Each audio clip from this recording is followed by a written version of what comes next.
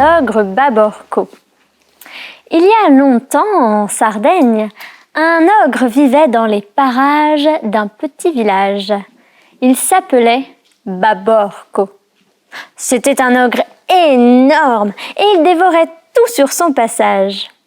Les parents tremblaient de peur pour leurs enfants.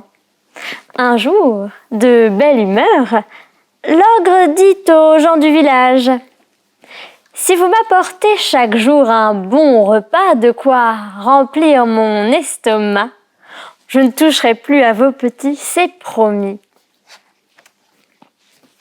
Pietrino habitait la maison la plus pauvre du village et il avait toujours faim. Ce matin-là, sa mère l'appelle et lui dit « Oh, hélas, c'est notre tour aujourd'hui. Porte ce plat de gnocchi à la sauce tomate chez Baborco.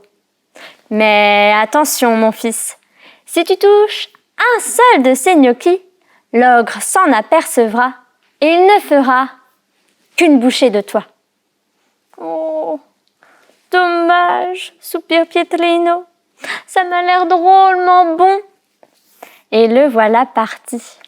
Marche que je te marche, la route est longue pour arriver jusqu'à la maison de Baborco.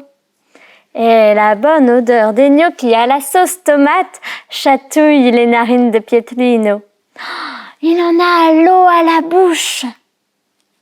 Bon, si j'en goûte un, rien qu'un, Baborco ne verra rien. Et le petit garçon soulève le couvercle, attrape un gnocchi et l'engloutit. Que c'est bon! Il regarde de nouveau l'assiette. Tiens, un autre gnocchi dépasse du couvercle. Et un autre, et encore un autre. Miam! Pietrino les mange. Bon, ma parole, les gnocchis veulent tous se sauver, on dirait. Oh, ça ne va pas se passer comme ça. Et Pietrino les avale tous, sans exception. Oh, quel régal! Mais il ne reste plus rien dans l'assiette. Baborco va me manger. Marche que je te marche. La route est encore bien longue.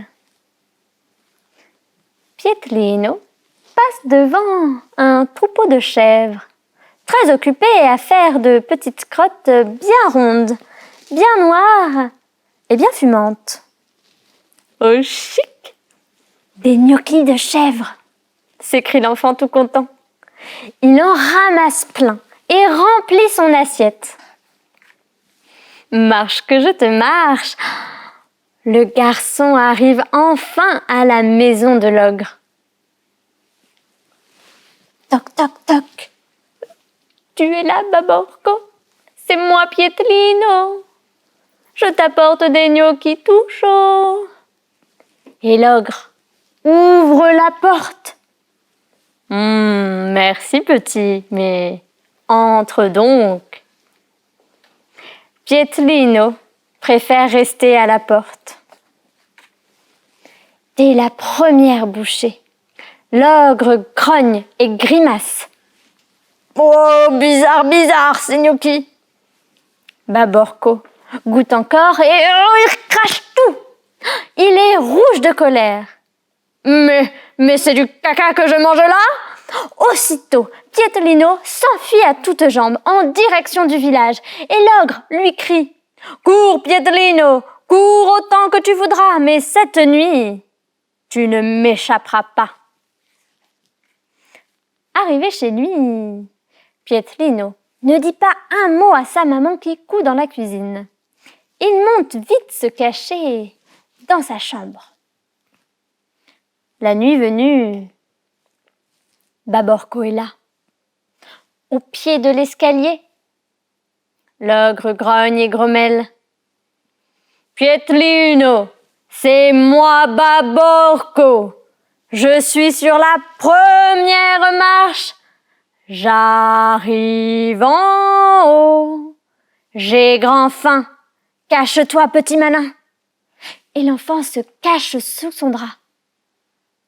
Pietrinello, c'est moi Baborco. Je suis sur la 2e marche. J'arrive en haut. Je ne suis plus loin. Cache-toi dans un coin. L'enfant se cache sous son matelas.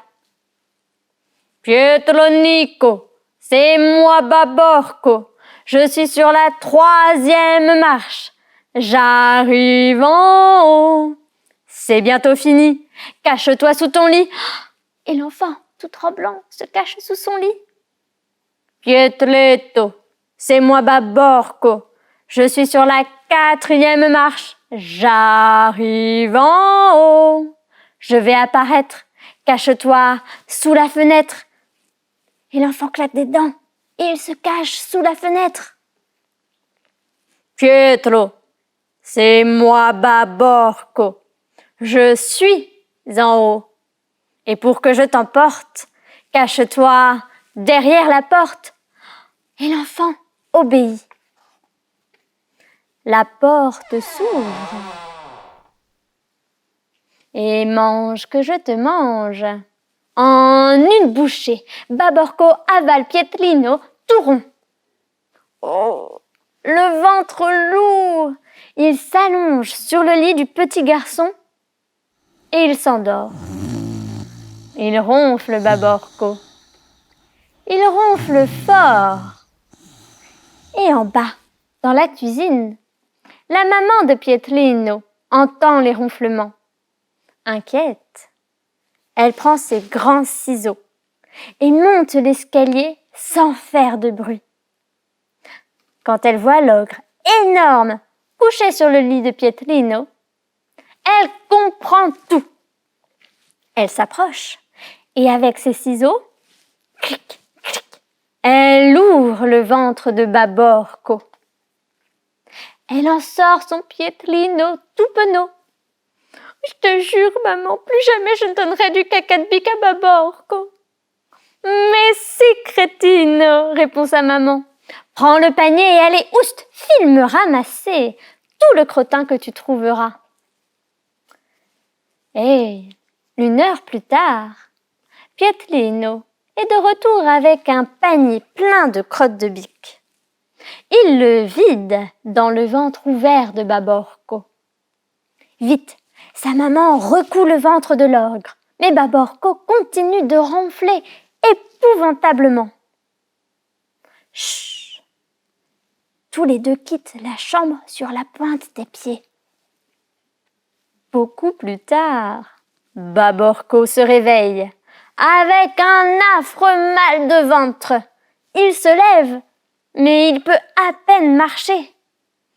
Badaboum, patatras, l'ogre dégringole l'escalier jusqu'en bas. Basta così, l'ogre est mort. Bon débarras. Tout le monde au village se réjouit et crie « Viva Pietrino !» Et pendant 3 jours et 3 nuits, grands et petits se sont régalés de gnocchis.